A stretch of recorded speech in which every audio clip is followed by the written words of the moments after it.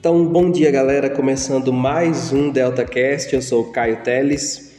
Hoje, terça-feira, 19 de setembro de 2023. Esse é o episódio 2 do nosso podcast. Vamos falar de cinema, lançamentos, bilheterias e uma questão a ser levantada. É algo que muita gente já vem se questionando. Afinal, os filmes de super-herói estão saturados ou não estão? Essa é a dúvida, é o que nós vamos responder até o final desse podcast. Vamos responder a isso e muito mais. Já dou bom dia para os meus amigos Daniel. Bom dia, Caio. Bom dia, Miguel. E bom dia para o Miguel. Bom dia, gente. Sara daqui a pouco chega e vai integrar o nosso grupo. Então nós vamos começar falando, repercutindo os sucessos absolutos, né, de Barbie Heimen.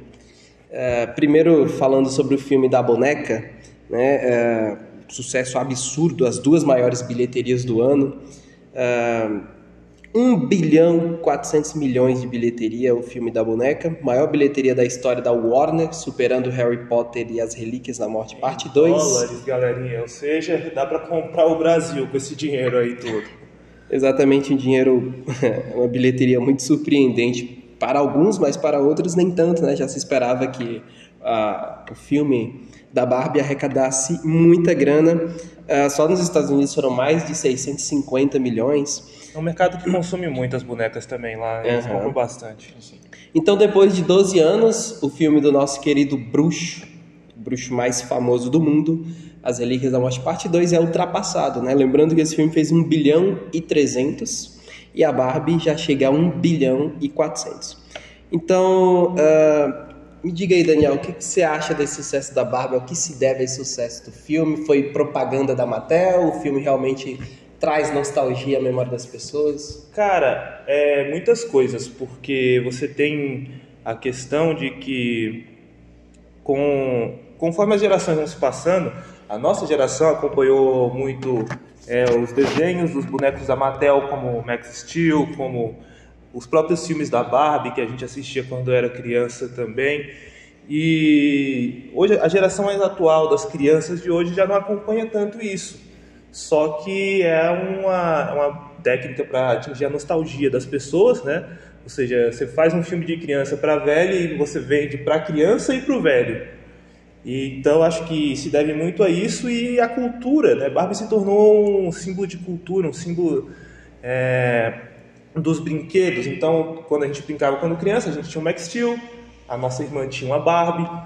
Então, todos esses fatores se aglutinaram e fizeram esse monstro que é. A internet também tem um papel muito grande, porque tem aqueles memes, né, assim, do metaleiro, uma sala de cinema cheia de metaleiros, eu e meus manos indo assistir o filme da Barbie. Todo mundo de rosa. E depois todo mundo de rosa. Então, assim, virou meio que uma espécie de evento, né? O lançamento da Barbie virou um evento e a gente está vendo aí o poder da marca da Barbie, né? Que muitas vezes a gente até esqueceu, mas está aí ainda hoje firme e forte e a Mattel percebeu isso, tanto é que, né, às vezes tem seus projetos também de futuras live actions de outros dos seus bonecos. E aí, Miguel, do que você acha que é o grande fator para o sucesso? A Barbie em si não foi só um evento. Assim, foi um evento grande. A Barbie e o Oppenheimer também. Mas, focando na Barbie, esse filme fez as pessoas voltarem para o cinema. Foi a pandemia. Tipo assim, pós-pandemia. Tipo, antigamente, antes desse filme, os filmes faziam aquele sucessinho, só que, tipo assim, não tinha aquele alvoroço todo, não tinha aquele, tipo, comentário na internet, não tinha o povo fazendo meme indo de terno pro filme da Barbie, né, de Peaky Blinders, que eu também vi esses memes.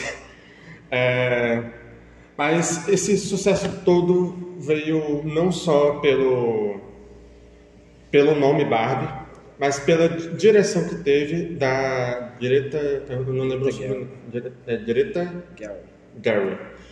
Ela fez o filme Adoráveis Mulheres.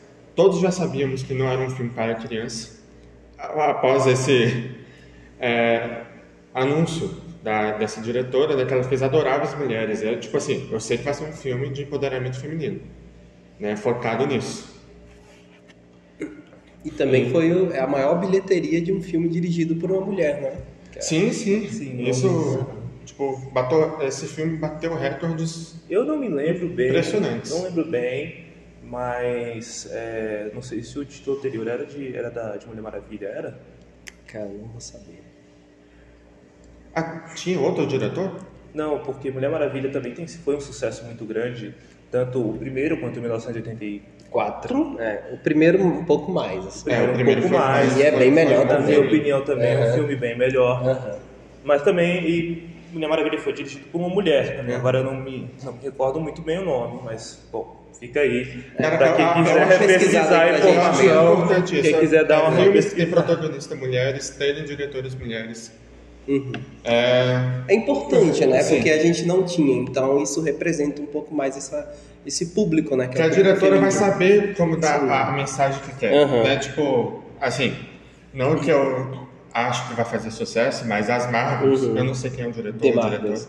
Sim.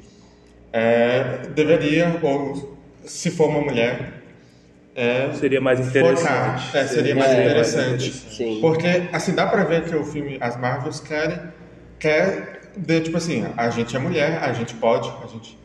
E o que vocês acharam do filme da Barbie, gente, vocês que assistiram? Porque eu ainda não tive a oportunidade de ver.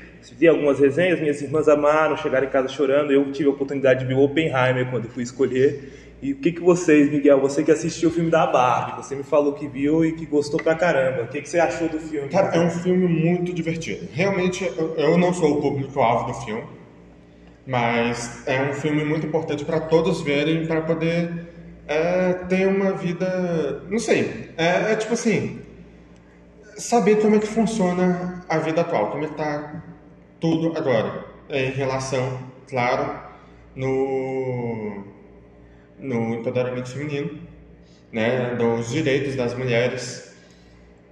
E é isso, tipo assim, pra mim foi um filme muito divertido e dá pra sair aprendendo tanto mulher quanto homem.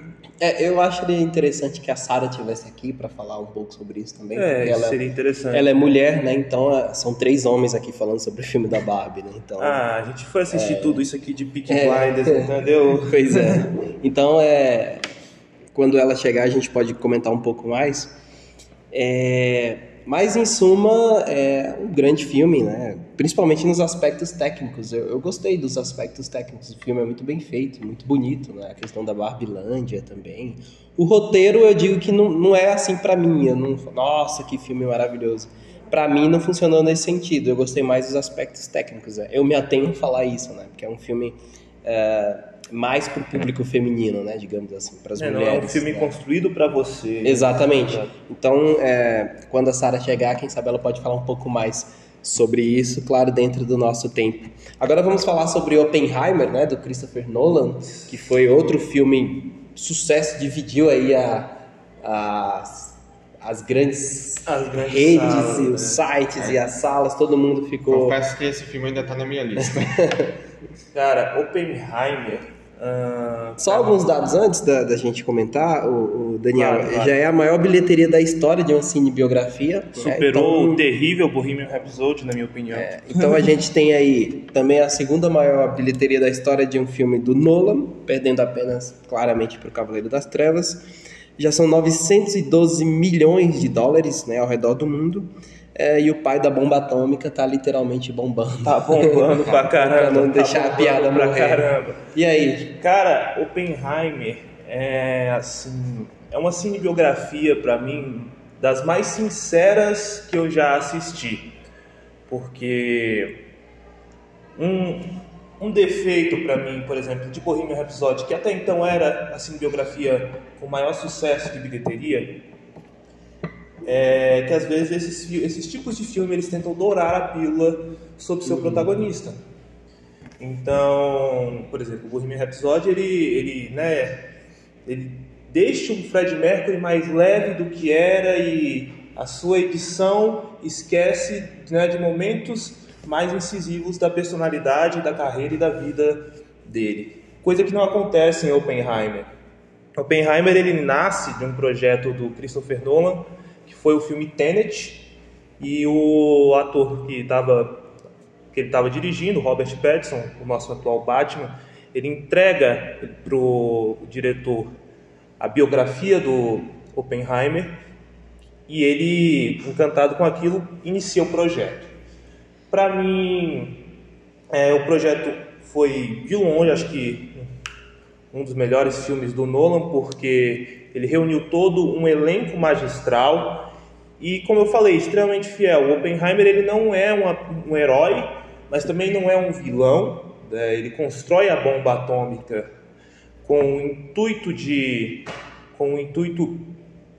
um conceito sobre geopolítica que não existia até o momento, que é o conceito de destruição mútua assegurada. Ou seja, eu tenho uma arma poderosa que me protege de receber ataques poderosos, pois eu posso utilizá-la e aí ambos, né, seremos destruídos, que é o que rege hoje o mundo no quesito das armas nucleares. Então ele já constrói a bomba utilizando desse conceito. Mas ele não era um santo, ele teve seus problemas como pai, como marido, e o filme aborda todas essas questões. E depois disso que ele se torna, depois dos ataques ao Japão, ele se torna um dos maiores porta-vozes da não proliferação de armamento nuclear. E o filme traz isso muito bem, com uma estética muito diferente, porque até mesmo uma questão meio simbólica, porque no passado, o filme é dividido em duas linhas do tempo, o passado ele é colorido e o presente já é preto e branco. Ou seja, o presente ele já carrega toda a carga da criação dele, e com um drama muito, muito bem construído, muito, assim, vou te falar que é um dos melhores filmes que eu vi em muito tempo, né? Já que a gente está falando de que não tem saído muitos filmes bons, ou o cinema não está conseguindo produzir muita coisa interessante para o meu gosto ultimamente, acho que Oppenheimer foi uma surpresa muito boa, assim. E você assistiu também já Oppenheimer, né? O que você gostou? O que você achou do filme? Assisti. Primeiro, tem que ressaltar a atuação do Cillian Murphy, espetacular. O Robert Pattinson também. Cara, eu não Downey reconheci o Robert. Robert Pattinson não, perdão, Robert Downey Jr. Eu não reconheci o Robert Downey Jr. quando eu vi o trailer, mano. Tipo assim, o Robert Downey Jr. tá nesse filme. Exato. Então, Robert Downey Jr., para nossa audiência. Eu tô trocando aí os nomes já. Gente, eu sou ruim com nome às vezes, então me desculpe. O cara que faz aí o Homem de Ferro se eternizou, então o papel dele espetacular também no filme. É um filme de 3 horas, então é um filme longo, padrão Nolan. E os filmes do Nolan tem aquela coisa de se auto-explicarem, né? Que muita gente não gosta. Eu já acho que é interessante algumas vezes, porque porque tem temas que precisam ser explicados, né? Como Interestelar ou esse. Exatamente. Então você está falando de um cara que usa diversas fórmulas físicas, químicas, seja o que for, para fazer uma bomba. Então, obviamente, você precisa de um grau de explicação. Não é todo mundo que vai entender. Então, isso não me incomodou no filme, eu gostei. A história do filme é muito boa, porque ela pega um acontecimento histórico. Então, o Dr. Oppenheimer foi acusado de ser um espião soviético. Então, assim, ele foi julgado, basicamente, perdeu a credencial. É macartismo, né? Então, assim, ele era acusado de ter participação com movimentos ali de esquerda, comunistas. E, no final, ele sofreu essa acusação. Mas ele se explicava dizendo que era apenas amigos, que, na verdade, ele era um democrata do New Deal, né? Para quem não sabe, o Partido Democrata americano é o partido, digamos assim, de centro-esquerda, para colocar nos mais espectros. Progressista, né? Um pouco mais progressista, porque não existe exatamente uma esquerda nos Estados Unidos. Então, o Dr. Oppenheimer, na verdade, quem era comunista mesmo era o irmão dele, né? E uma moça que ele se envolveu, que também era membro do partido. E aí, estava forte naquela época, lembrando, gente, que era uma época de Segunda Guerra. Uma curiosidade é que o doutor era judeu. Exatamente. Então ele tinha tudo para ser contra a Alemanha nazista, né? Porque, lembrando, a corrida para fazer a bomba atômica era para fazer a bomba atômica antes dos nazistas. Porque se os nazistas tivessem a bomba atômica, o que seria do mundo, né? Aí a gente olha, até porque depois disso, quando a gente analisa a história da nossa civilização, você passa a perceber que os nazistas eles só não construíram a bomba atômica por causa do nazismo.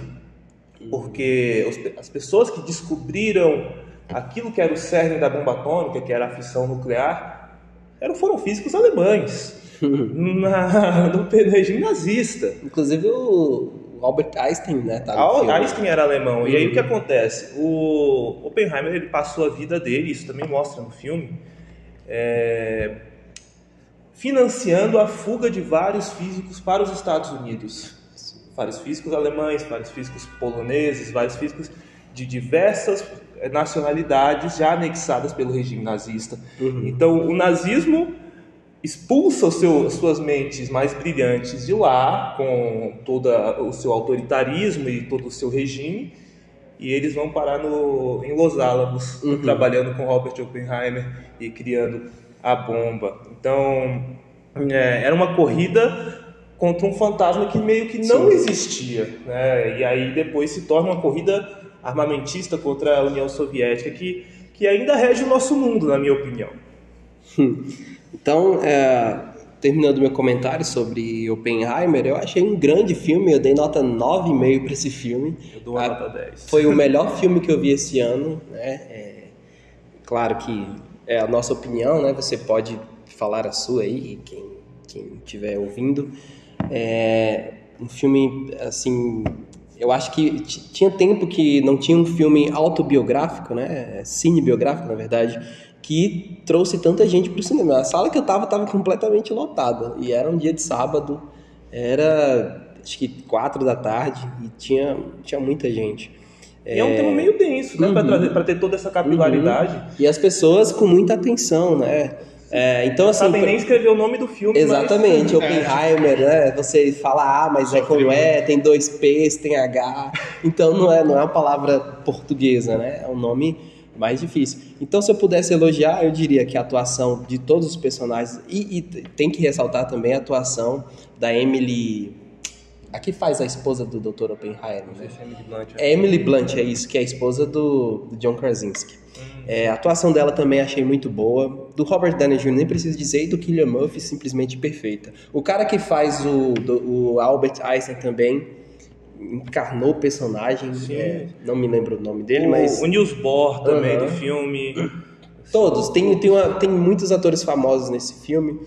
Tem até o cara do Drake Josh. Quando reúne atores muito famosos, o Nolan já costuma não gostar muito da equipe de efeitos especiais, não gosta de trabalhar com esse tipo de gente, não gosta de efeitos especiais. Acho que ele pegou todo o orçamento e falou, não, vai, joga tudo em locação e elenco. Locação e elenco. Sim. E até o cara do Drake Josh, que faz o Josh, estava no filme. Esse ator tá tentando... Então, voltando, todos os aspectos do filme do Oppenheimer, para mim, foram, assim, irretocáveis. Não sei se eu mudaria alguma coisa. Falei das atuações, figurino, direção... Do início do ritmo, né? É um pouquinho arrastado, mas eu confesso que os diálogos são muito bons e não me incomodou. Não. O roteiro também é muito bom. Cara, achei tudo muito bom. Quando a bomba explode, fica em silêncio e depois vem o barulho. Também achei uma sacada muito legal. Olha lá, Francis Ford Coppola, né? Do Poderoso Chefão Parte 3. O grito em silêncio do Michael. Vale sempre ressaltar, né? Putz, aquele grito lá espetacular. Al Pacino, você é perfeito. Então, encerrando aí a nossa fala sobre Oppenheimer, então vamos comentar alguns outros lançamentos, alguns deles, não sei se todo mundo assistiu, mas vamos começar com a DC e o filme do Flash. O que vocês viram nesse filme? Pra vocês mim, acharam? Existe esse filme? Esse filme existe, né? Caramba, assim, o filme do Flash era pra arrumar a bagunça que virou a DC e o seu universo cinematográfico. Mas foi a promessa dele, né? Era a promessa, porque assim, o filme consistia em o Flash vai voltar no tempo e vai fazer uma bagunça, mas no final dessa bagunça a gente consegue arrumar a nossa casa aqui e estabelecer um novo universo. Só que o que acontece? Você tem um ator extremamente problemático, que é o Ezra Miller, com todas as suas polêmicas que ele esteve envolvido durante o último ano, né? E que pra mim tem o carisma de uma porta. Entendeu? Eu acho ele péssimo também, ele tem o carisma de uma porta. E você bota ele, assim, você deixa o Batman do Ben Affleck de novo caricato, você às vezes transforma até a Mulher Maravilha em algo que ela não é. muito mansinha, coisas assim. Que pra mim é a melhor personagem dessa fase da DC é a Gal Gadot na Mulher Maravilha. É a melhor, né? Seguida do Aquaman. Sim. Aquaman também Combina foi uma muito com o surpresa. Jason Momoa. Seguida do Aquaman. Aliás, a gente pode comentar um pouquinho sobre o próximo filme, que pois o trailer tá muito bom. O trailer tá muito bom. E assim, você tem um show de luzes no filme inteiro. A coisa do bebê, meu Deus. Entendeu? Você tem um show de luzes no filme inteiro, você tem direito a 3 Ezra Millers numa mesma cena. O nosso Barry, né? Nosso Barry Allen, o nosso Flash, o Flash do mundo alternativo e um Flash velho do futuro, e os 3 igualmente ruins. Entendeu? Então, assim, é um filme extremamente problemático. Eles quiseram fazer muitas coisas, no final não executaram nada e conseguiram fazer referências às piores coisas que a DC já produziu. Conseguiram me trazer de volta o George Clooney como um Batman e o Superman do Nicolas Cage. Do Michael Keaton eu ainda gosto, do Batman. O Batman do Michael Keaton, beleza, né? O nosso Batman, eterno Batman do Tim Burton. Nicolas Cage foi foda. Agora o Superman do Nicolas Cage. Meu Deus. E o George Clooney como Batman, assim, que todo mundo odeia o filme dele como Batman, e você não... Eu acho que... como é que passa uma coisa dessa, cara? Você chega num executivo, cara, acho que vai ser legal pegar o George Clooney pra voltar como Batman. Eu acho que é alguém que não conhece a história do próprio universo que tá mexendo. E assim, me preocupa muito porque o James Gunn saiu da Marvel pra ir pra trabalhar na Warner. Claro, depois de todas aquelas polêmicas, daquelas declarações dele antigas, que ele foi, né, como ele foi tratado, e voltou para dirigir o último filme dos Guardiões, que a gente já vai falar dele.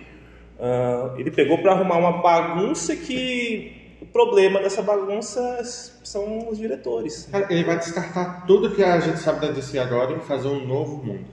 O negócio é que o Snyderverse, ele tinha coisas muito boas. Não, sim. O Snyder é bom. O Snyderverse mesmo, incrível, o universo do Snyder, ele tinha uma escalação muito boa, tirando o Ezra Miller, um elenco muito bom.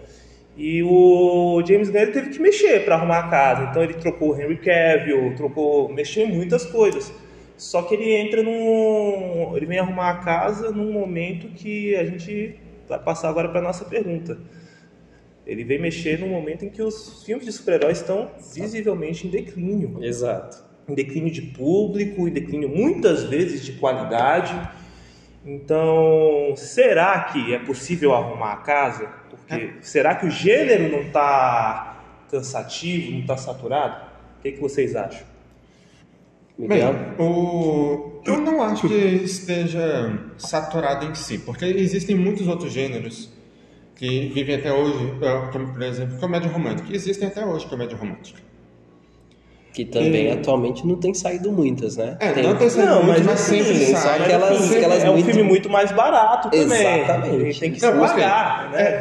A questão do... Só as genéricas da Netflix, que pelo amor de Deus. Para arrumar esse mundo de super-heróis é a qualidade.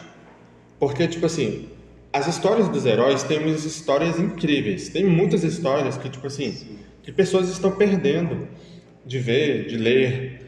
Né? No caso, eu que não leio muito quadrinho, eu prefiro mais assistir filmes e séries.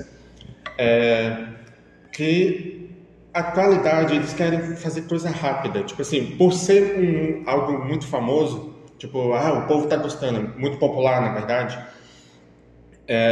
eles querem lançar coisa rápida para ganhar dinheiro. E estão esquecendo a qualidade. E estão perdendo público por conta disso. E tipo, o The Flash é um exemplo muito bom para dizer que a qualidade é muito péssima. Exatamente. Porque não deram... esqueci o nome. Tempo? Não deram tempo pros... Não só na DC, na Marvel também, muitos produtores, muitas pessoas que trabalham com efeitos visuais reclamaram do trabalho porque não deram tempo suficiente para arrumar, não deram o suficiente para fazer um efeito bom. É uma rotina de crunch, né? Que nem a gente vê nos jogos. E eu acho que é isso. O erro deles é que eles estão caindo muito na qualidade e esquecendo o potencial que os filmes de heróis trazem para as pessoas. Pra mim, o grande problema do Flash já começa na escalada do ator, né? Eu acho o Ezra Miller péssimo também. Ele claramente não era para estar interpretando aquele personagem desde o filme da Liga da Justiça, 2017. Eu confesso que a primeira aparição dele eu gostei. Eu só fui odiando ao tempo. Ele não encarna aquele Flash maravilhoso da animação da Liga da Justiça.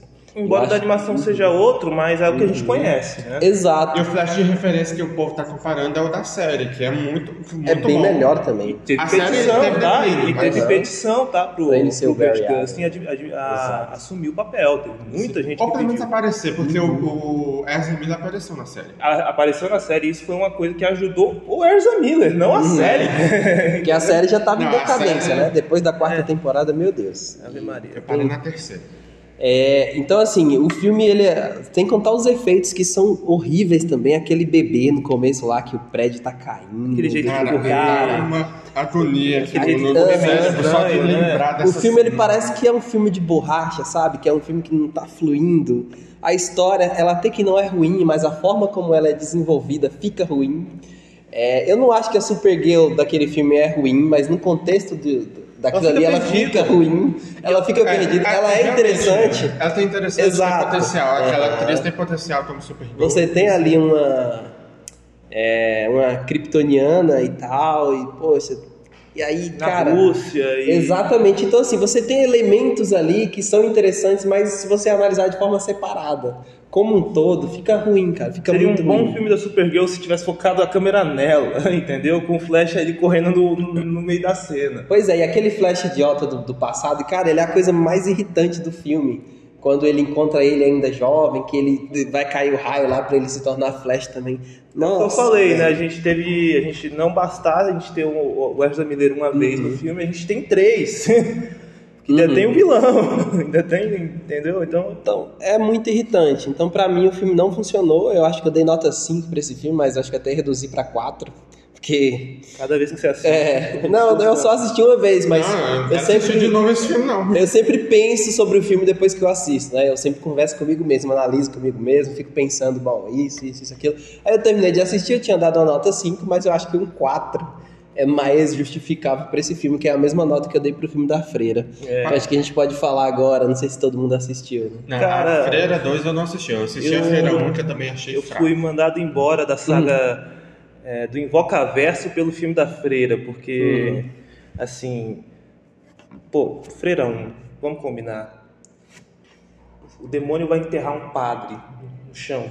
Começa por aí. Ele enterra um padre no chão, é um castelo enorme, um cemitério fora do castelo. O padre tá com uma cordinha e um sininho de 3, 4 centímetros que ele puxa a cordinha e a menina vai escutar isso do outro lado do convento. Assim, são as conveniências, né? Assim, já tô falando do meio do filme, do 1. Mas eu me assustei com o primeiro A Freira por causa do barulho no cinema. Não porque o demônio Vala que fosse assim extremamente perturbado. É um filme ruim, cara. É um filme pra mim que seria um terror de tipo B, entendeu? Porque a grande solução da Freira 1 é a menina cuspindo o sangue de Jesus Cristo O artefato que tá guardado a milhar. Eu falei, puta que pariu, que saída... Não, velho. Fraca, tipo assim, faz qualquer coisa. Isso aí me tirou da sala de cinema, porque assim, pra mim o filme já não se sustenta, entendeu? Então uma sequência da Freira, porque simplesmente deu dinheiro, e deu verdade isso também, seja né? dita, verdade seja dita, simplesmente porque deu dinheiro, não vale o tempo de ninguém, assim, né? Eu sou cético. Porque o Invocaverso tem nome, né, no mercado. Então, tipo, o povo quer ver. aquelas Aqueles vereadores, coisas, né? o povo quer ver. Bora ver Aquelas se eles coisas que o James aprenderam Wan com cria. ele. Pelo que eu vi, não aprenderam. É aquelas coisas que o James Wan cria, não fica assisti o maravilhoso, filme, mas- ele bota na mão de outro estraga, e ele vai fazer dinheiro com outra coisa que ele vai criar e vai ficar maravilhosa E também. se Até ser os filmes de estragado. terror continuar nesse caminho, também vai ser um declínio. Eu acho Porque que isso- os filmes de terror também estão fracos. Isso pode ser tema pro próximo podcast sobre cinema, né? Da gente abordar sobre os filmes de terror gente, também estarem, Halloween tá chegando. né? Estarem bastante saturados, mas eu acho que os filmes de terror têm uma saída muito boa que eu né?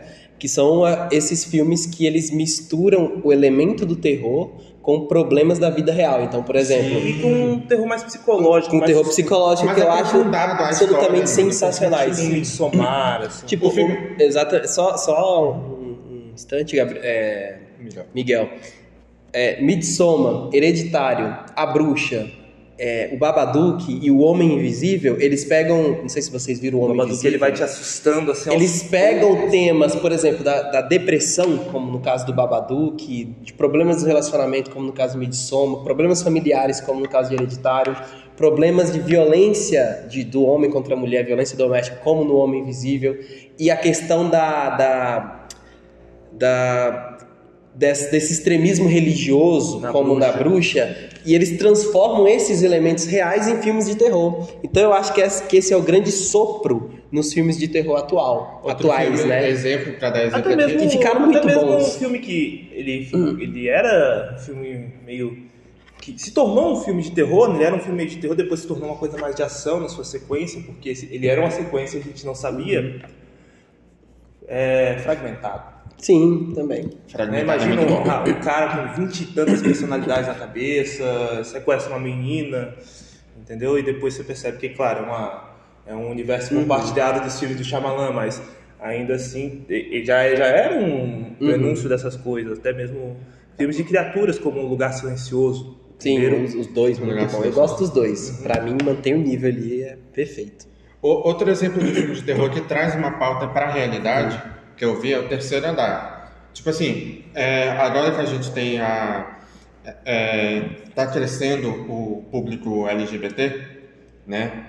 No filme Terceiro Andar, eles colocam a pauta do abandono da pessoa que está aterrorizando aquele lugar, que era trans. Tipo assim, você sai do cinema, do filme, com tipo assim, pensando, gente, e existem pessoas assim, e tipo assim, eu me perdi aqui no negócio, mas traz esse aprofundamento da realidade, da nossa realidade, de um assunto que faz. Incrível.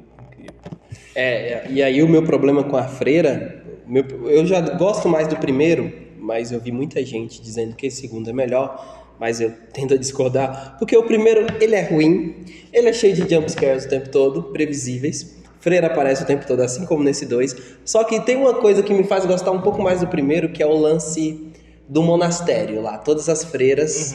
Aí quando você diz, vou dar um spoiler, todas né? Todas as freiras estão mortas. Aquelas freiras não existem, elas estão mortas. Tem outra lá que fica mais distante, que parece uma freira chefe, que ela que tava lá naquela, sabe? E aquilo me pareceu muito bizarro. Eu gostei daquele elemento, daquela coisa, sabe? Pô, elas não estão vivas, elas estão mortas. É tudo ilusão da cabeça da irmã Irene.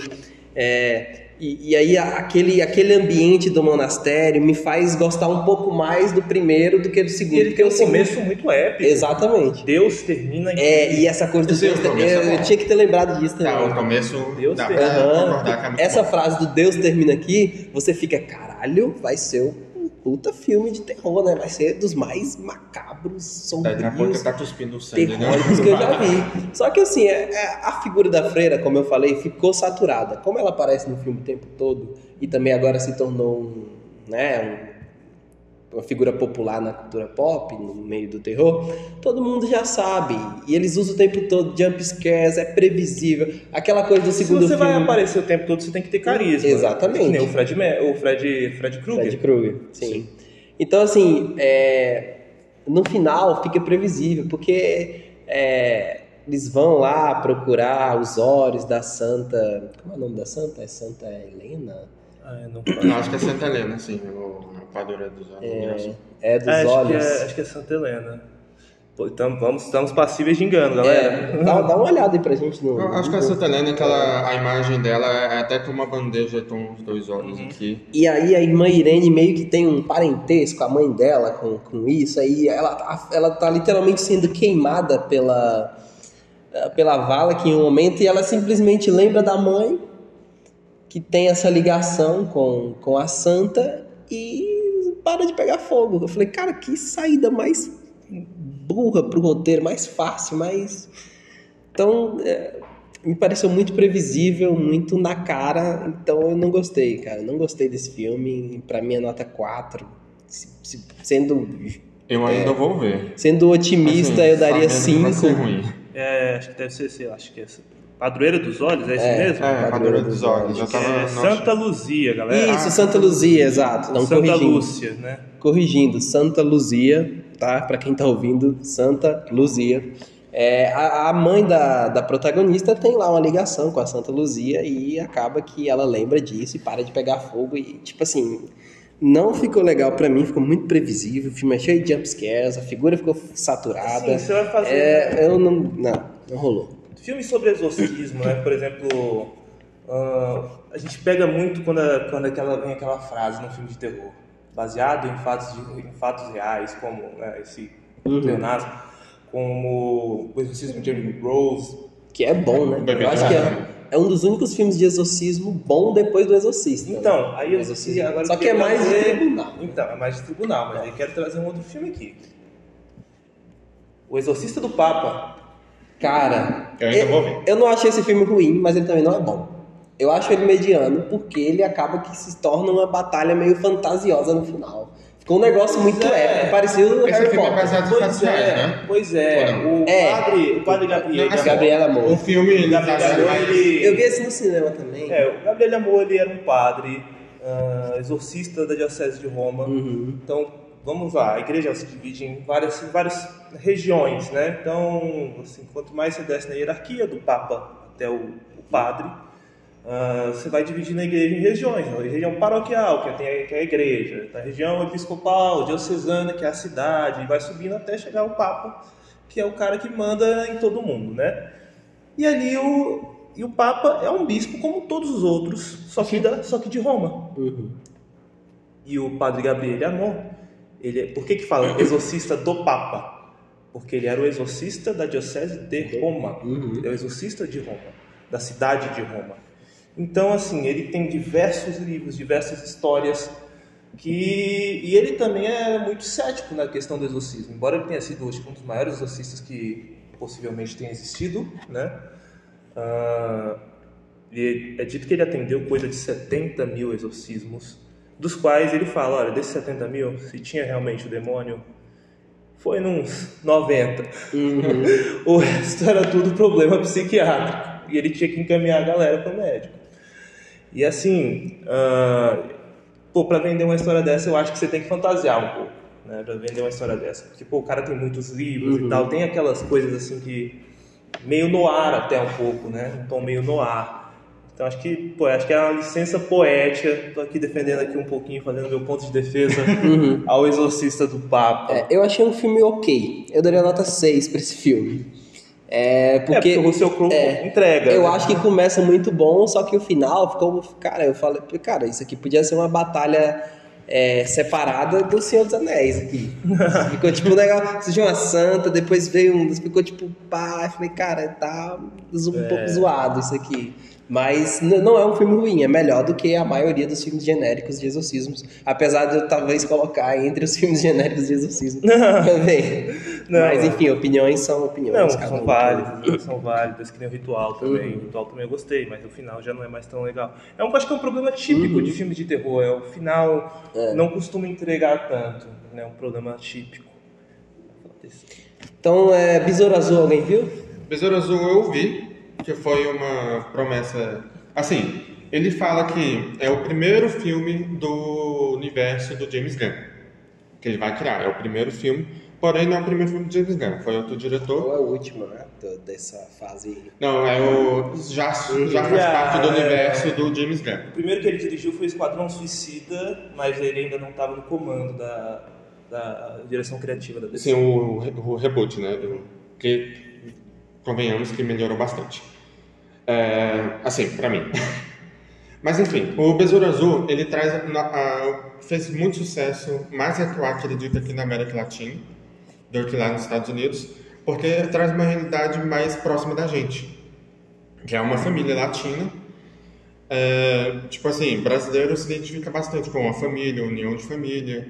E tem uns brasileiros no filme, hein? Sim, da Bruna Marquezine. que ela dublou ela mesma. Ficou esquisito. Mas traz essa realidade pra gente. E foi um filme bonzinho comparado aos filmes da DC ultimamente. E pra Os quem filmes não bonzinhos conhece, que eu achei é Shazam 2 e Besouro Azul. Fala a história aí pra Qual gente. que é a história? Porque assim, tem gente que, vamos combinar que o Besouro Azul ele não é um herói de classe A, assim, do top tier da pra DC. D, né? C pra B e tal. E ainda mais porque nem é o mais famoso deles, que foi o primeiro, o Ted Kord. É o segundo que eu particularmente não conheço. Então você que viu aí, gostou, quem que é esse Besouro Azul? O que é esse escravelho?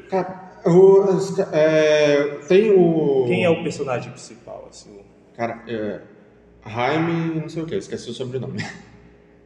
Jaime, né? Jaime, sei lá como. Depende da língua da pessoa. Fala Jaime no filme. É um escaravelho, ele é um artefato sobrenatural que escolhe um hospedeiro. Que a gente, no filme, pelo menos eu não entendi muito bem o motivo que ele escolheu. Mas tem um motivo que ainda acredito que vai ser explicado pro final, nas continuações. E ele é tipo uma jornada do herói. Ele evita, os caras dele meio que dá uma armadura pra ele. Dá uma armadura, ele tipo assim, não quero isso, não quero pra família, só quero trabalhar, quero dinheiro da minha família, que a família tá perdendo a casa. Aí ele conhece a Bruna Marquezine, né, do nada. Não, tem um contextozinho ali, mas um contexto fraco, e tipo assim, eles forçaram muito a barra pra eles se juntarem, entendeu? O James Gunn tem que trabalhar muito aí nesse universo, né? Vai. Mas a Bruna Marquezine, ele tem um ponto importante com a história, porque o primeiro Besouro Azul foi o pai dela. Filho do Ted Kord. Ela é uma ótima atriz, né, cara? Muito Sim, difícil ela se deu bem, né? Escutando aqui, tipo, meio que é o roteiro do Homem-Formiga 1. Que vale ressaltar que esse Quantum Mania... Meio que isso mesmo. Meio que isso mesmo. Putz. Então vamos adiantar aqui. Guardiões da Galáxia, alguém viu? Cara, Guardiões da Galáxia é... a salvação da Marvel. Não é. Não é, porque assim, eu vejo o universo cinematográfico Marvel, ainda bem que vejo assim, separado do universo de Guardiões da Galáxia. Porque é uma trilogia... como destoa. Como destoa pra melhor, entendeu? Como destoa pra melhor. Porque assim, e aqui de novo fazendo elogios ao James Gunn. Por isso ele deve estar no comando da DC hoje, porque ele pega uma equipe classe D, não pega a formação mais icônica da equipe, pega uma formação whatever, né? E ele faz um trabalho excelente durante toda essa trilogia de juntar esses desajustados, que são todos uns malucos, todos eles precisam de terapia, né? O Rocket, eu gosto muito da Gamora, mas... A Gamora, o Peter Quill, que nunca voltou pra casa. E depois eles exploram isso também agora. A Mantis, que é meio né, aquele jeitinho dela, mais devagar e tal. E assim, o filme, eles conseguem te emocionar várias e várias vezes. Do início ao fim. Sim. E, assim, entregam batalhas épicas, bem editadas. Entregam batalhas épicas, bem editadas. E, por exemplo, uma questão, eles não precisam forçar a barra para levantar questões pessoais ou questões mais sensíveis ou questões que nos coloquem a refletir. Então, porque hoje em dia é uma coisa que está se tornando uma prática comum no cinema, uma preguiça roteirística de que se você quer chamar atenção para uma realidade, você vai praticamente andar com um panfleto, um cartaz, alugar um avião com texto assim, olha, estamos abordando tal e tal tema. Essa é uma coisa que tem afetado o cinema bastante ultimamente e incomoda, porque você sente que diz todo o resto do filme. Já no Guardiões da Galáxia, como você tem a história de fundo do Rocket, né, que ele sofreu vários experimentos na mão do autoevolucionário, perdeu seus amigos, seus primeiros amigos, você se emociona junto porque é muito bem conduzido, e a partir do momento também que ele se descobre enquanto realmente um guaxinim, que ele sempre reclamou quando os chilenos chamavam de guaxinim, assim, você é levado e, pô, o filme chamou a atenção sobre testes em animais. Sim. De uma maneira extremamente natural, inserida dentro da história de maneira completamente aceitável. Eu aceito aquilo. Pode não ser a história dele nos quadrinhos, mas eu aceito essa adaptação porque foi muito bem feita. E ela me emociona, entendeu? Então, nesse sentido, o James Gunn ele foi muito feliz na forma que ele trabalhou cada um dos seus personagens. E eu até pego esse tema e faço um paralelo, por exemplo, com Avatar 2, que eu vi no cinema na final do ano passado. Que já não foi tão bem conduzido assim. Para mim, o Avatar 2 ele é lindo, primoroso. Ele é mais uma experiência do que um grande filme. Ele é uma experiência técnica, de filmagem, de inovação que o James Cameron resolveu trazer. Mas o roteiro... A história é genérica. Não, é fraca. Eu achei sim. Mas bom, eu achei, não é ruim. Não, eu achei fraca, porque você joga o filme na mão de personagens que você não conhece, que estão ali para serem desenvolvidos, você passa 2 horas e meia desenvolvendo esses personagens, e o seu protagonista do filme anterior tá ali como um bundão que não vale nada, entendeu? Ele tá ali preso num medo e tal, que você fica acompanhando esse medo dele durante 3 horas e não se desenvolve. Mas só para voltar aqui para os Guardiões, né, que a gente tá, eu tô aqui divagando bastante. Realmente é um filme que encerra muito bem a equipe, porque já sabemos que esse era o último filme da equipe. O Dave Bautista já não suporta mais fazer o papel do Drax, porque ele faz o papel sem camisa e ele é imenso, ele já está na casa dos 50 anos, e ele não consegue manter o físico. Encerra também a carreira do James Gunn enquanto diretor da Marvel Studios. Então foi assim, é um filme que quebrou a maldição da trilogia, né? Do terceiro filme ser sempre o pior, ser sempre ruim. Então eu acredito que é um filme que todo mundo deve assistir, né? Eu acho que o terceiro filme é o melhor da trilogia, por sinal. Eu sou o único que não viu o terceiro filme ainda, vi os 2 primeiros. Acho os 2 primeiros do mesmo nível, eu diria que um pouquinho mais do segundo eu gosto por causa do final, que eu acho bem emocionante. A morte do John. A morte do... aquilo ali foi... todo o universo fazendo homenagens, assim, então assim... A trilha sonora desses filmes, entendeu? Foi assim, é um detalhe atrás do outro. Assim, essa trilha sonora, por quê? Vamos pegar uma trilha sonora dos anos 80, porque o Peter Quill saiu da Terra nos anos 80. Então nós vamos pegar assim, clássicos de Footloose e todo o resto. A gente pega os direitos mesmo, acontece. É o filme que eu vou assistir nesse próximo domingo, Guardiões da Galáxia 3, pra formar minha opinião sobre essa trilogia, porque por enquanto a melhor trilogia continua sendo a do Nolan pra mim. De filmes de herói, claro. Não, é a melhor, né? Mas assim, a mais bem amarrada... Trilogias, no geral, eu ainda fico em dúvida com a trilogia do Senhor dos Anéis, do Poderoso Chefão e De Volta para o Futuro. Poderia ser a de Matrix, mas o 3 e o 4... Teve um 4 que, pelo amor de Deus... Eu já tinha esquecido que eu assisti o 4 no cinema. E o 3 também, meu Deus. Enfim. O 3 virou Dragon Ball. O 1 é uma obra-prima. O 1 é meu terceiro filme favorito de todos os tempos. Então vamos falar um pouquinho rapidamente, que a gente já está chegando no fim, só sobre Missão Impossível. Alguém viu? Eu não assisti, infelizmente. 7. Bem, a Missão Impossível eu não assisti, o último que saiu no cinema, mas esse filme me fez assistir os outros 6, porque eu não tinha visto nenhum até o momento, porque tipo, na época que fez popular o filme, né, o filme ficou popular, eu não assisti. Assim como o Harry Potter. Harry Potter só foi assistir ano retrasado. Tom Cruise incrível lá no papel do Maverick, do Top Gun, e agora... E é um filme de ação muito bem bolado. Cada filme é uma história, né? Tipo assim, tem uma entrelaçada, mas...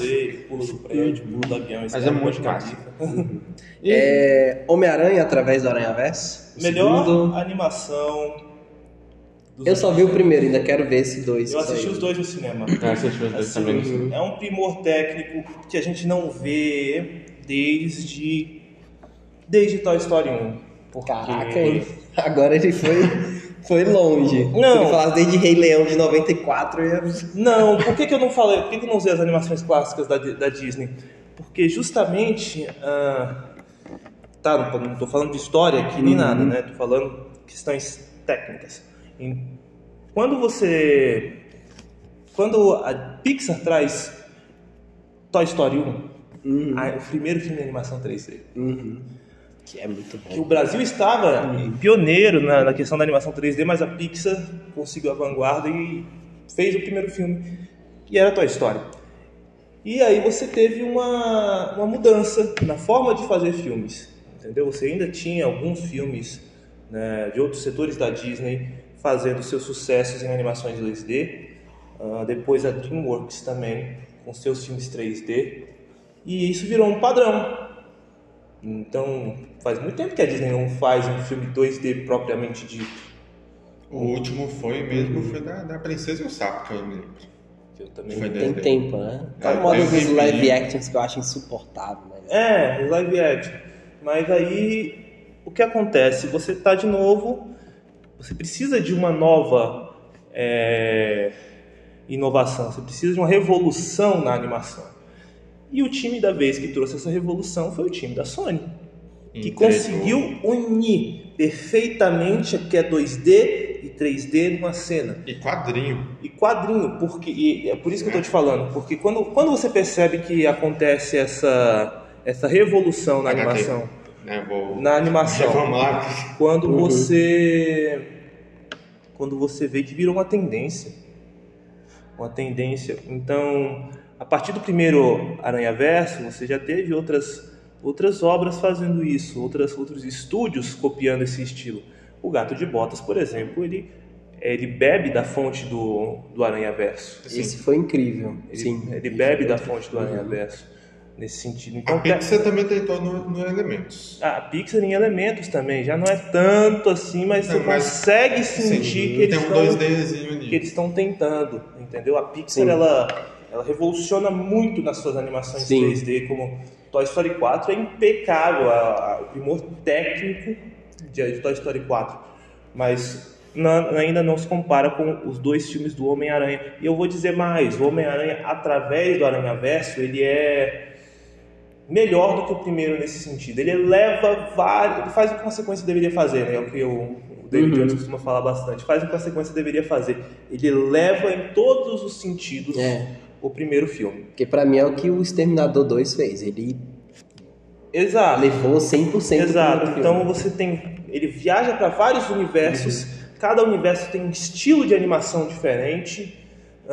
Tem personagens que estão em frames diferentes na tela. Sim. Então o Aranha Punk, ele foi animado a uma frequência diferente de todos os outros, então para justamente ter uma diferença na sua forma de enxergar esse personagem. E o filme tem uma história muito boa. Claro que a gente estava até conversando aqui mais cedo, eu tenho meus problemas com o Homem-Aranha através do Aranhaverso, que são problemas não do roteiro, até porque pode ser meio conveniente em algumas questões, mas são problemas que eu tenho em relação no que significa o Homem-Aranha, no peso do Homem-Aranha enquanto aquilo que o seu criador pensou, né? A questão de deixar matar ali o Capitão, que é o pai do Miles, e todos os aranhas conspirarem para deixar isso acontecer e tentarem impedir o Miles, isso não desce para mim, porque isso é justamente algo que o Homem-Aranha não faria. Então, ver todo um multiverso de aranhas fazendo é complicado. Eu acho que nesse ponto, de o Miguel O'Hara defender os eventos canônicos, né, que eles chamam assim, de o personagem, a pessoa, não o personagem, a pessoa crescer.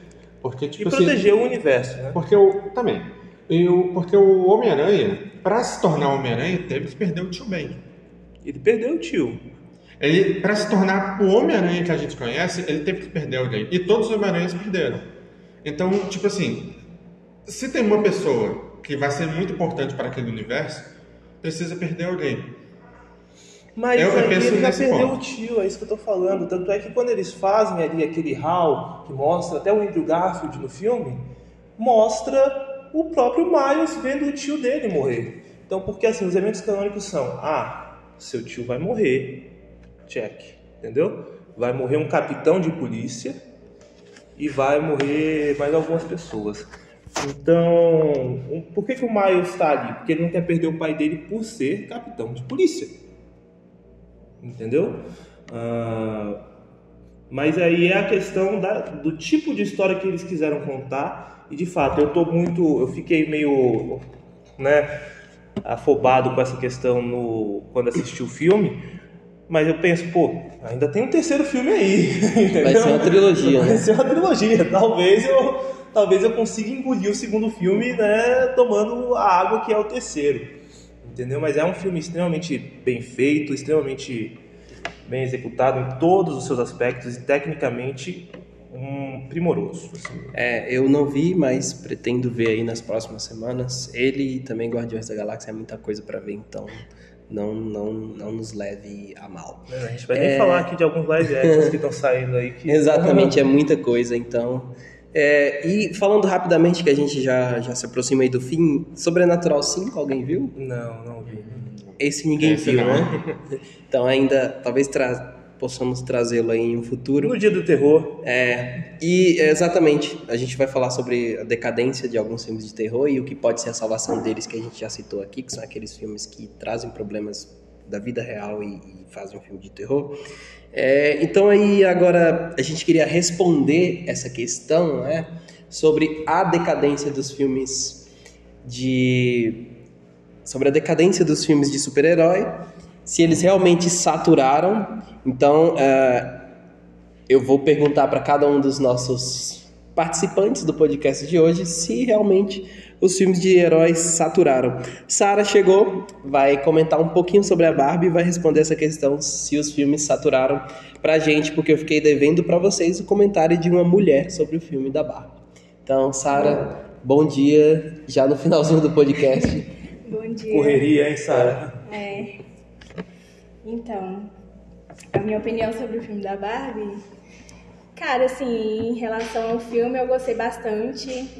A história, o enredo do filme em si, ele é bastante bom. Só que ele não superou as expectativas esperadas pelo público, entendeu? Muita gente chegou lá no cinema achando que seria um filme que trazia aquela memória de infância, de filme, né? E chegou lá, outra coisa totalmente diferente. Mais alguma coisa? Então ele não te... Assim, você foi lá esperando uma coisa mais lúdica e quando viu aquela coisa mais densa sobre, né, o homem, a mulher, ela ir para o mundo real e tal, isso não te deixou tão bem quanto você esperava que você estaria naquela sala de cinema. Não superou aquelas expectativas todas. É um bom filme que não supriu suas expectativas. Não superou as expectativas. Uhum. O começo dele é bastante bom, a estética do filme ele é muito boa, mas o final também dele é bastante bom. Acho que pra mim aquele final Sim, da lenda do ginecologista.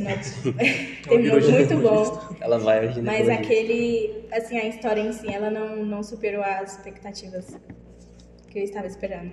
Entendi. E sobre os filmes de herói, você acha que já saturou o tema? Sim, acho que depende muito dos filmes, né? Acho que tem muito filme que ele vem trazendo aquela coisa, vamos ir pro cinema assistir aqueles filmes de herói, trazer aquela coisa de gibi, né, que a gente lê bastante. E eu acho que depende de cada pessoa que vai levar, entendeu, essa coisa do filme.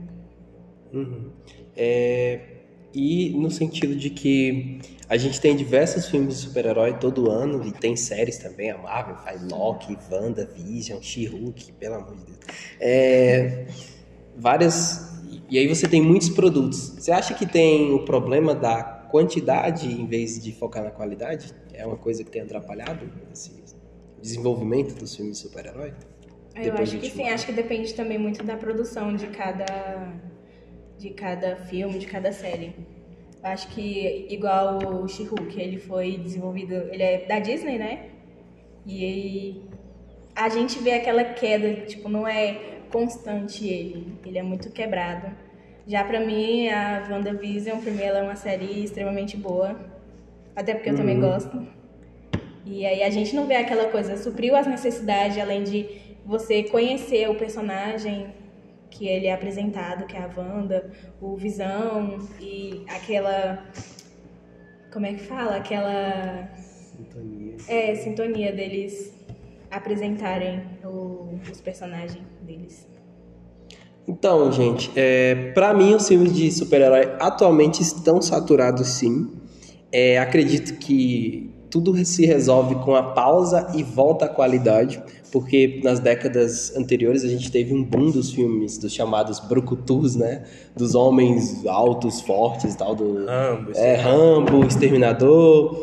A gente teve aí também o Sylvester Stallone é o Rambo, né? Teve também o Jean-Claude Van Damme e aqueles filmes que fizeram muito sucesso na década de 80. E aí você tem por década... Duro de Matar. Exatamente, Duro de Matar. E aí você tem, por década, cada gênero fazendo muito sucesso. E aí, a partir de 2000 a partir do momento que a Marvel começou essa história do universo compartilhado, os filmes de super-herói estão aí há quase uma década já, né? Até mais, fazendo muito sucesso. Mas 16 anos já. Filmes por gênero tende a acabar, né? Você não vai ficar para sempre até 2050, sei lá, só com esse sucesso dos filmes de super-herói, que eu acredito que já começou a saturar, que a gente tá vendo uma queda muito grande aí, mas vai ficar por muito tempo ainda. Então, para mim, saturou sim, mas uma pausa, tipo, diminuir bastante o número de filmes lançados e uma volta a focar na qualidade em vez da quantidade, pode facilmente resolver esse problema. Bom, eu acho também que está um pouco saturado, de fato, quando você olha para um calendário que você tem que ver, tipo, 35 filmes para você entender uma série que vai sair agora, ou um filme que vai sair também agora, e esses 35 filmes têm suas qualidades também muitas vezes duvidosas, entendeu? Fica meio complicado, porque não tem uma qualidade, assim. Eu assisti o Cavaleiro da Lua, gostei, o final já não estava tão bom. She-Hulk, também não. O universo desse é então a bagunça que virou. Então eu também acho que devia se trabalhar mais na qualidade, talvez você diminuir a quantidade de produções que a gente tem durante o ano, porque muitas vezes esses estúdios, eles criam uma demanda. Entendeu? Eles não ofertam, por exemplo, tô a fim de ver um filme do Hulk.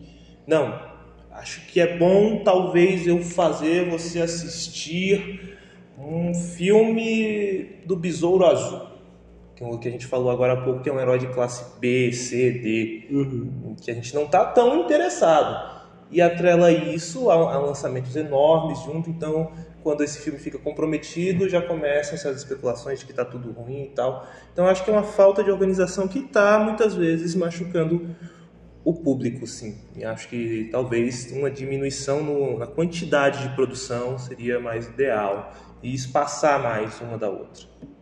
Perfeito. Legal? Bem, eu tô meio que no meio termo. Tá e não tá saturado. Assim, eles realmente estão fazendo muitos filmes um atrás do outro, perdendo muita qualidade por conta disso. Deviam ter realmente um espaço entre um filme e outro para poder ter uma qualidade melhor. Espero que... Bem, a Marvel disse que vai fazer isso. Espero que isso atenda às expectativas dos próximos lançamentos. Mas, tipo assim, eu acho que uma boa parte do público ainda querem ver filme de super-herói. Pelo menos eu faço parte desse público. Tipo assim... Também, né? Todo mundo quer ver, mas quer ver... Não, filme bom. Qualidade. Porque antigamente todo filme da Marvel, que eu falo antigamente até 2018, quando lançou. Tipo, eu pensei, tipo assim, eram filmes incríveis. Eles perderam, né, um pouco daquilo, perderam os pilares deles ali. Exato, depois de Ultimato o negócio. Porque, tipo assim, eu não queria um tempo, tipo assim, vamos passar uma década sem filme de super-herói. Não. Né, pra descansar. Eu quero filme todo ano. Mas diminui a quantidade. Mas diminui a quantidade e focar na qualidade. Sim. Como, por exemplo, eles não focaram na qualidade do She-Hulk, mas focaram na qualidade da WandaVision. Como ela falou. Né? Eles pegaram técnicas de sitcoms antigos, tipo assim, fizeram com plateia, tipo, focado mesmo na qualidade e fez uma boa série.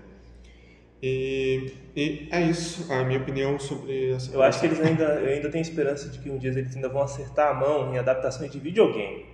Sim. Não, isso já estão começando, e já é um assunto para... Mario foi um puta sucesso, né? Mario, Saltando o Sonic, pô, você tem o Jim Carrey, velho. O Sonic só melhorou porque arrumaram o Sonic. Aham. Ah, com certeza, porque aquele ouriço lá do primeiro filme... Mas ainda se patina bastante. Você tem o Sonic, você tem o Mario, mas aí você tem aquela série da Netflix. Você tem Resident Evil. Aquela queda de Resident Evil. Você tem Resident Evil. Você tem Mas estão começando, porque começaram com a série The Last of Us, focando na atualidade e fizeram um bom trabalho. Vai ser bom. The Last of Us, ela superou as expectativas muito mais do público, dos jogadores em si, porque quem já jogou o jogo, eles esperavam aquele roteiro. Uma história densa. Uma história igual à do jogo, e eles receberam, acho que teve algumas mudanças, poucas, mas... Na verdade, teve muitas mudanças. Eu achei, teve alguns pra mim, acho que foram poucas, mas assim, foi bastante estruturada a Respeito a ao série. criador também. Mas eu o acho que Druckmann eu intimamente entendo, envolvido. E o Druckmann intimamente envolvido também. Foi mudanças necessárias para o público que assiste a série entender a história. A indicação. Tipo assim, bem feito. Então, finalizando nosso podcast, a nossa última fase é que eu coloquei aqui para cada um de nós indicarmos um filme que não seja muito conhecido, essa é a regra, que vocês gostem bastante, que vocês acham que tem uma mensagem legal, interessante, ou às vezes nem tem mensagem legal nenhuma, mas simplesmente vocês gostam do filme. Lembrando que a única regra é não ser muito conhecido para as pessoas procurarem assistirem. Vamos lá, Sara. Cara, assim, filme, pra mim... Pode ser qualquer um? Qualquer um. Desde que não tenha... Você sabe que pesquisando não tem muita coisa sobre, não foi todo mundo que assistiu, não é tão popular. Só pra fazer algo diferente. Porque vamos falar todo poderoso, todo mundo já... Realmente. Assim, agora de cabeça não tá vindo nenhum. Posso indicar dois, então? Um pra mim e um pra ela? Vai lá. Cara, um que eu tava lembrando aqui agora, um que eu assisti quando criança, uma animação. Kirikou e a Feiticeira. Nunca ouvi falar. Muito bom. É sobre uma criança que já nasceu sábia, então ela fez o próprio parto. Saiu uma lenda africana. Isso eu achei interessante. Esse filme é legal. Esse é muito legal. E o outro, putz, eu tava com ele aqui na língua agora, velho. Eu pensei ele e falei do outro aqui. Vai falando o seu. Quando eu vou lembrar, eu vou falando. Bom, acho que eu vou ter até a liberdade de falar dois também, porque eu gosto muito desses dois. Eu também vou falar dois. Aí. Tá, então eu queria primeiro... Eu até reassisti ele, acho que semana repassada. Semana retrasada, que foi O Homem Duplicado, que é um filme que tem o nosso querido Jake Gyllenhaal, que interpreta um cara que é um professor de filosofia, interpreta um cara que tem uma dupla... É meio que uma dupla personalidade, só que ele não sabe que ele, a pessoa idêntica que ele encontra atuando em um filme, é ele. Ele pensa que é outra pessoa, na verdade é ele. Então esse cara fica maluco procurando que diabo é essa outra pessoa, que é igualzinha a mim, mas não é meu irmão, não é meu parente, não é nada. E aí fica maluco. E aí, enfim, ele descobre esse outro gêmeo que ele tem, mas não é família, é uma pessoa igual a ele. E o filme se desdobra em torno disso, explicando isso. E depois também um filme que esse eu acho que talvez seja um pouco mais conhecido, tem o Keanu Reeves, pra mim um dos melhores filmes da carreira do Keanu Reeves, que é O Advogado do Diabo. Isso é muito bom. Esse filme é espetacular. Pô, mas aí tá falando de sucesso, pô. Eu tô puxando o filme aqui. Pô, mas esse filme, cara... Mas animação africana. Esse filme... Não, mas esse filme, eu citei ele por quê? Porque, cara, as pessoas sempre falam do Keanu Reeves e não citam esse filme. Então eu vi que não tem tanta... Apesar desse filme ter feito um relativo sucesso, não tem tanta coisa sobre esse filme. Eu falei, cara... Tá ali junto com o Psicopata Americano. Eu vou colocar o Advogado do Diabo porque... Enfim, né? Mas se você não conhece o Advogado do Diabo, assista, que é uma história incrível. Então, é o que eu posso dizer. Eu vou recomendar dois filmes que são propriamente da Netflix. Um chamado que é Destemida, baseado em fatos reais, de uma menina que cruzou o oceano. Esse filme é bom. Sozinha no veleiro dela. Só que aí, galerinha, não vamos dar spoiler, né? Não, mas essa é a premissa. Mas enfim, E outra Netflix, que foi... A Disney descartou esse filme. Estava 75% pronto quando ela comprou a Blue Sky, da Era do Gelo, Rio. E, tipo, não, esse aqui eu não vou lançar, não. A Netflix foi lá, salvou, finalizou e fez um filme ótimo. Nimona. É uma animação. Esse eu já vi, Paulo. Muito bem feita. As duas têm duas mensagens incríveis para a vida. Bom, eu vou falar de um sucesso, mas que não é muito conhecido aqui no Brasil. Né? Lembrei de várias animações aqui. Hoje eu vou me ater a essas duas animações que eu falei. Kirikou e a Feiticeira. E quem não assistiu ainda, não sei o que faz, mas por favor assista A Viagem de Chihiro. Esse também é super Cara, conhecido, tá na minha né? Você me lista, criticou. eu vou assistir. Essa é literalmente a obra-prima do Estúdio Ghibli. Não, mas num contexto geral da população, Sim. não é um advogado do diabo que foi um sucesso nos anos 90, com o Al Pacino. Filmaço. Eu tenho que assistir de novo. Ou o Castelo Animado. Esses dois aí, vocês escolham aí entre esses dois e o Kirikou ali. Vocês têm algumas 3 animações ali já pra sua semana. Na próxima semana eu vou trazer... Aliás, não é a gente na próxima semana, mas no próximo episódio eu vou trazer uma animação que eu lembrei agora que é maravilhosa também na Netflix. Feita em stop motion e tudo mais. Incrível. Não, é o Acaso. Tem o Pinóquio também. Depois eu falo um pouquinho sobre ele. E aí, nada? Bom, eu tenho duas indicações. Todo mundo tem 2. Bom, você vê que a gente já gastou. Mas é mais filme de terror, né? Uhum. O primeiro, pra mim, o Iluminado, o primeiro Iluminado, ele é bastante simbólico, De né? 1980. 1980, ele é... Aquele filme, ele é um Também show. conhecido pelo mundo todo. Né? Mais do que os nossos dois. eu acho- Esse foi o mais de todos até Não, agora. eu acho ele que o público, assim, não assiste ele muito. Uhum. Eu vim assistir ele depois que eu fui assistir Doutor Sono, né? Pra entender Confesso aquele... que eu também ainda não assisti. E eu Aquele- assisti Doutor Sono e eu pretendo assistir o Galera, Iluminado acho que a gente vai ter que entender se melhor. aventurar mais pelo Sim. cinema expressionista, ali aquelas coisas mais pitorescas, mais Salvador Mas Dali. ainda tá, eu não sei onde tem. E o segundo filme é Midsommar. Aquele filme de terror, ele é chocante. A gente até citou ele como exemplo de bom filme de terror, que pega a questão do problema de relacionamento e faz um puta Ele filme. e Hereditário, eles são filmes que eles são bem construídos. O Midsommar? terror. Uhum. Midsommar. O Mal Não Espera a Noite. É um terror de dia, cara. Totalmente de dia, com a seita lá na Cara, Suécia. depois aceita manda lá muito. no grupo pra Ah, eu assistir, porque eu não conheço esse filme. filme. Como é que é aquele? Nunca ouvi Ele é falar. muito bom. Aquele que tem do policial, que até tem o remake do Corra. Nicolas Cage? Não. Que tem aquele remake do Nicolas Cage, do Elmo das abelhas, not the bees, not the Ah, bees. caraca, putz, eu esqueci, mas eu sei que Entendeu? Eu sei. Que o primeiro lá de trás era um boneco de fogo e tal. Putz, eu esqueci. Então é isso, gente. Finalizando o nosso podcast de cinema. Estaremos de volta em algumas semanas aí, né? Porque temos um podcast por semana. Temos que ver ainda que semana que estaremos de volta. Exatamente. E a gente já tem um tópico para o próximo podcast, né? Que é sobre os filmes de terror. Se eles também estão em queda, estão saturando. E a gente também tem uma possível solução, né? Que foram alguns filmes muito bons que a gente citou aqui que estão meio que salvando o cinema de terror atual, fazendo muito sucesso. E tem também os slashers muito bons, né? Com o X, Purr, que foram sensacionais. Então é isso, muito E obrigado. os clássicos, né? Muito obrigado, Daniel.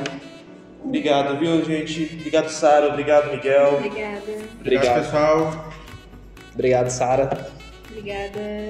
Só agradecimentos agora. Só agradecimentos. Obrigado. Sara chegou no final, mas Cheguei no conseguiu ainda final, fazer a está sua agora. participação, A sua nota. a sua nota. Acontece, gente. Na próxima, melhoraremos, inclusive. Então, muito obrigado a todos que vão nos assistir. Nos escutar. Foi um prazer, né? Se você discorda de alguma coisa, discorde com educação. E é isso. Muito obrigado e até a próxima.